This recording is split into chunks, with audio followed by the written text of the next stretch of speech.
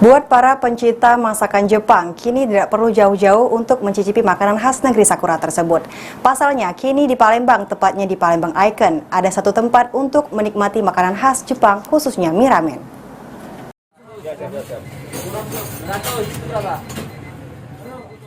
Mie ramen, makanan khas Jepang ini menjadi salah satu makanan yang paling digemari kalangan anak muda saat ini. Tak terkecuali di kota Palembang.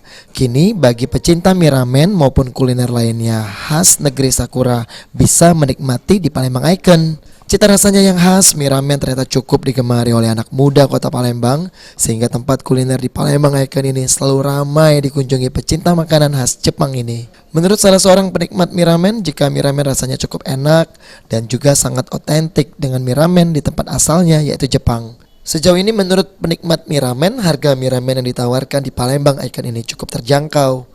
Sebenarnya udah pernah cobain ini waktu itu di Lampung, jadi makanya datang hari pertama karena udah tahu ini enak, terus murah juga.